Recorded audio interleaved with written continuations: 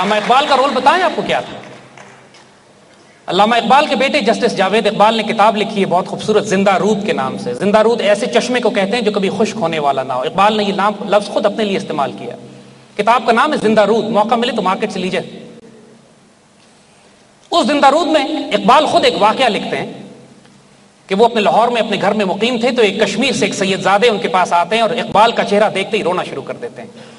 اقبال کوٹ کر رہے ہیں، ان کا بیٹا لکھ رہا ہے، اس سے زیادہ ریلائبل کوئی نہیں ہو سکتا. وہ سید زادے آتے ہیں کشمیر سے اور دیکھ کے رونا شروع کر دیتے ہیں. اقبال سمجھتے ہیں ضرورت مند ہیں، کچھ پیسے نکال کے دینے لگتے ہیں تو وہ روک دیتے ہیں کہ میں ضرورت مند نہیں ہوں، صرف اپنے خواب کے سچے ہونے پر رو رہا ہوں. اقبال نے پوچھا خواب کیا تھا آپ کا؟ فرمایا کہ میں نے خواب دیکھتا ہوں کہ حضور صلی اللہ علیہ وسلم جماعت کرانے کے لیے تشریف رکھتے ہیں اور بہت بڑی جماعت ہے اولیاء انبیاء اور فقراء کی، لیکن حضور جماعت نہیں کرا رہے اور بار بار پیچھے مڑ کر پوچھتے ہیں کیا اقبال آ گیا ہے؟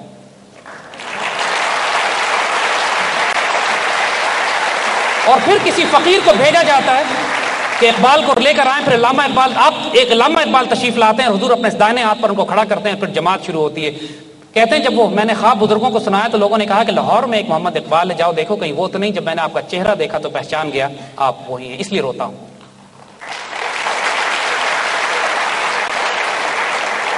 My dear children, علامہ اقبال جب افغانستان گئے، افغانستان کے بادشاہوں کو انہوں نے نصیحت کرنے کی کوشش کی کہ پاکستان ایک ریاست بننے والی ہے، اس کے ساتھ خیانت نہ کرنا. یہ بات اچھی طرح جان لیجئے، آج نہ نماز کام آئے گی، نہ روزہ، نہ حج، نہ زکات، اگر اس پاکستان کے ساتھ خیانت کی تو. یہ پاکستان جو مدینہ ثانی ہے، جو اللہ کے سائے میں، جس کو بنانے والے اللہ کے رسول صلی اللہ علیہ وسلم کے مجاہدین ہیں، جس میں شہید ہونے والے اعلیٰ ترین شہداء ہیں، یہ پاکستان جو امت کی آبرو ہے، امت کی آخری چٹان ہے، اس کے ساتھ خیانت نہ کیجیے گا. ہمیں معلوم تھا کہ پاکستان بناتے ہوئے کتنی قربانیاں دینی پڑیں گی، ہم نے پھر بھی دی.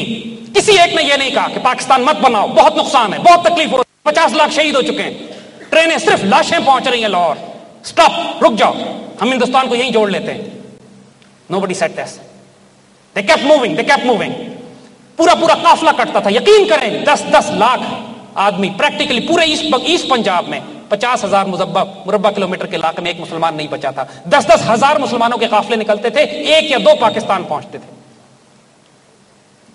دیگر دنائے راز آیت کے نائب دوبارہ ہم آئیں یا نہ آئیں، it isn't material, but as long as we live, join hands, stand united, stay firm, do not be depressed, do not be influenced by the enemy propaganda کہ دشمن پاکستان ٹوٹ رہا ہے، پاکستان الگ ہونے والا ہے، اس کو چھوڑ کے جانا ہے ہم نے. نو. بدنصیب ہوگا وہ مسلمان جو مکہ اور مدینہ کے علاوہ اگر پاکستان میں دفن نہ ہو.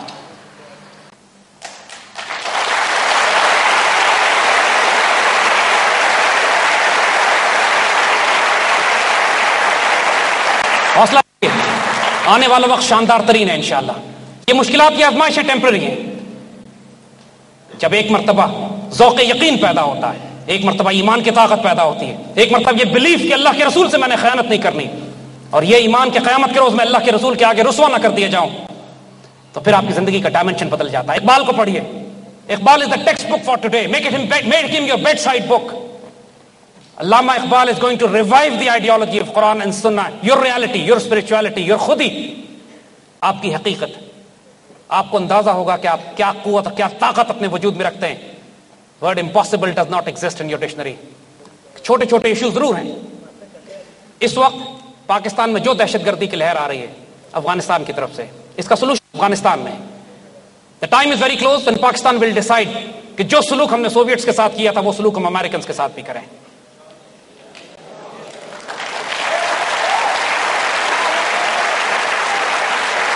In the meantime,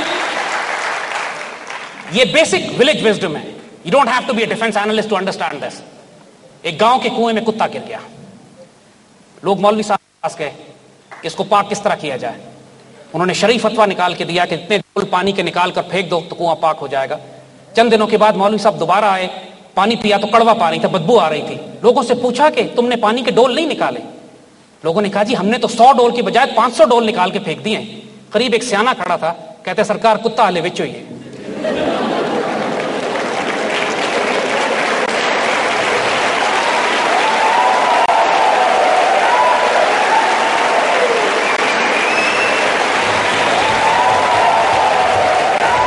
یہ پاکستان اللہ تعالیٰ نے قائم رہنے کے لیے بنایا ہے، یہ قائم رہے گا۔ بدنصیب ہوں گے وہ لوگ جو اس کو توڑنے کی بات کریں، یہ مایوسی پھیلائیں۔ لوگوں کو بدنصیب ہونے دیں، اپنے نصیب کی فکر کریں۔ دنیا اور آخرت میں اللہ کے رسول صلی اللہ علیہ وسلم کے ساتھ، انبیاء، صدیقین، شہداء اور صالحین کے ساتھ اللہ آپ کا انجام کرے۔ اسٹینڈ یونائٹڈ، اسٹینڈ فرم۔ پاکستان زندہ باد۔